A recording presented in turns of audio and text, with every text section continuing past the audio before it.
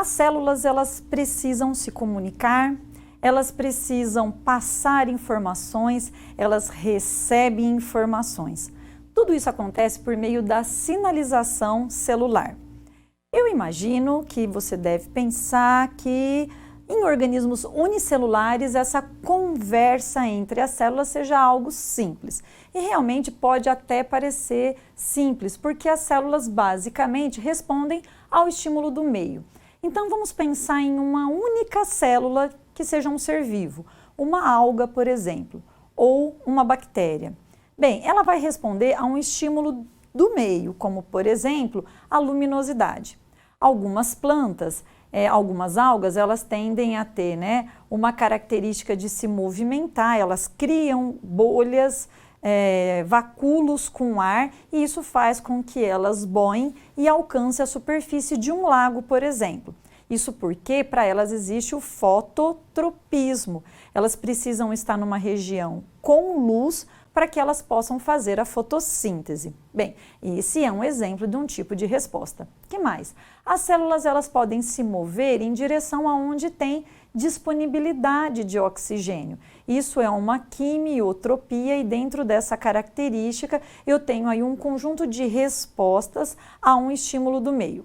Porém, não é tão simples assim quando nós falamos de um organismo que seja multicelular. Já no organismo multicelular, eu preciso ter respostas um pouco mais complexas, uma sinalização um pouco mais robusta, que seja compreendida por uma grande diversidade de células. Senão, uma única substância poderia cair na corrente sanguínea, por exemplo, e estimular uma série de respostas. E não é bem assim.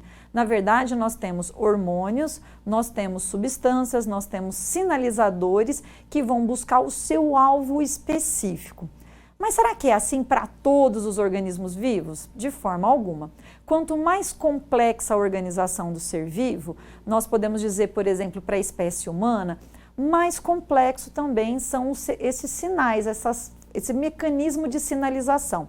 Organismos que são mais simples, por exemplo, esponjas, por exemplo, um coelenterato, organismos que são realmente de estrutura evolutiva um pouco mais simples, eles têm um mecanismo de sinalização muito mais reduzido, muito mais resumido. Bom, o que pode acontecer numa situação onde eu tenha, por exemplo, uma sinalização? Que tipo de sinal e que tipo de resposta que eu posso encontrar? Um exemplo é a proliferação celular. Então, a partir de um sinal, de um hormônio, por exemplo, eu posso ter um estímulo a uma proliferação de células. Quer um exemplo? As glândulas mamárias quando o bebê nasce. Você pode observar que durante o período da gestação, as mamas, o seio da mãe, começam a crescer. Então, a mulher começa a apresentar uma proliferação daquelas células das glândulas mamárias que são estimuladas por hormônios advindos da região uterina que indicam que um bebê vai chegar. E, afinal, ela precisa se preparar para poder dar mamar para aquela criança.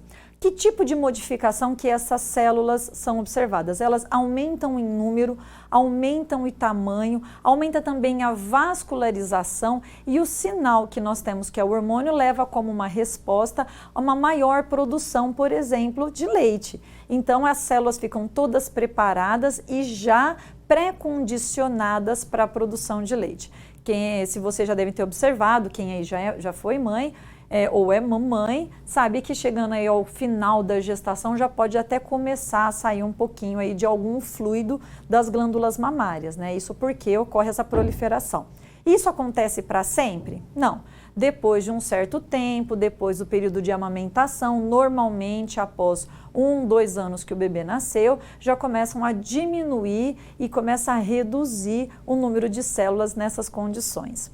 Mas esse não é o único sinal. Nós temos a especialização celular. O que é isso? Algumas células podem se especializar. Elas podem ter uma característica geral e, posteriormente, elas podem apresentar uma especificidade. Por exemplo, Lá no interior dos nossos ósseos, nós temos no interior dos ossos a medula óssea.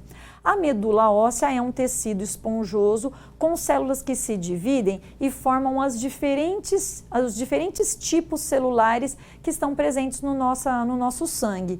Então, nós temos, a partir de uma única célula, né, da medula óssea, uma diferenciação e uma especialização destas células. Então, cada uma vai ter a sua função em função exatamente, né, de acordo com a própria estrutura do organismo. Isso a gente pode conseguir, inclusive, em muitos atletas, isso é observado em atletas que quando vão em jogos em regiões acima do nível do mar, muito alto, por exemplo, 3 mil metros acima do nível do mar, a quantidade de ar é menor.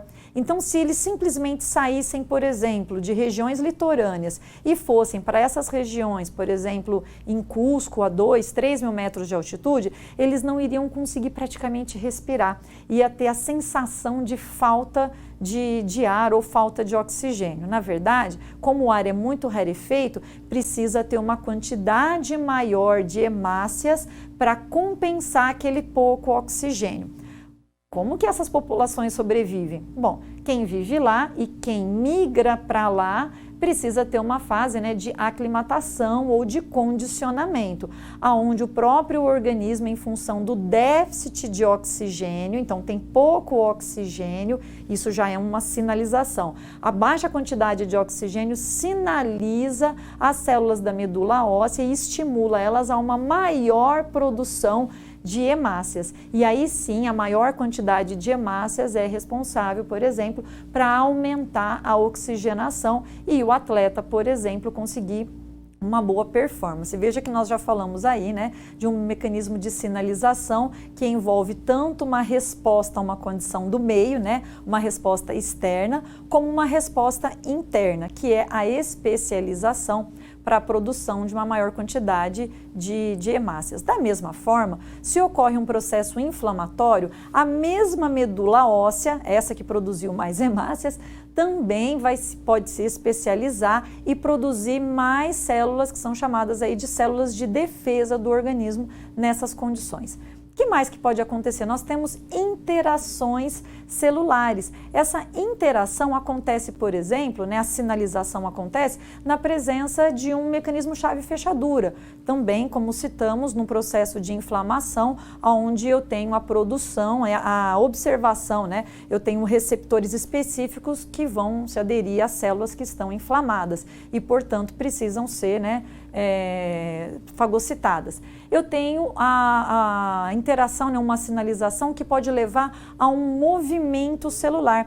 E esse movimento pode acontecer, por exemplo, desde em direção a uma luz, como nós falamos, até em direção a um alimento. A sinalização pode ainda levar, né, pode ter como um desfecho a morte celular. Então, a morte celular, ela pode acontecer, né, a morte celular ou a apoptose, ela pode acontecer ou de maneira aí já mediada, por exemplo, em caudas de girinos.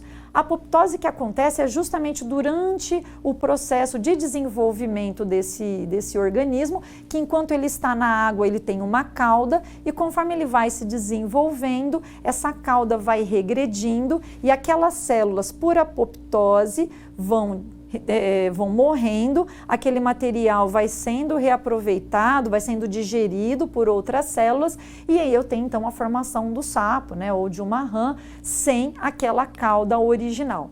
Bem, esse mecanismo de apoptose, ele é um mecanismo programado. Ele vai ser programado ou por estímulos externos ou por estímulos endógenos. Esse estímulo endógeno é o que acontece, por exemplo, no caso do girino. Já um mecanismo externo que pode provocar isso é, por exemplo, uma picada de um animal peçonhento.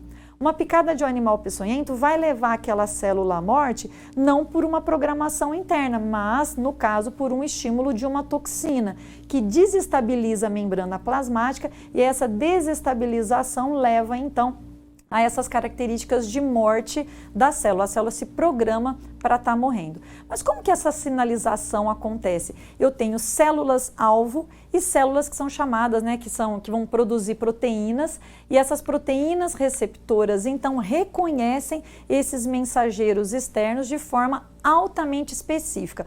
Quanto mais evoluído o organismo na escala evolutiva, maior a complexidade dentro da sinalização que ocorre nas células, nos organismos multicelulares.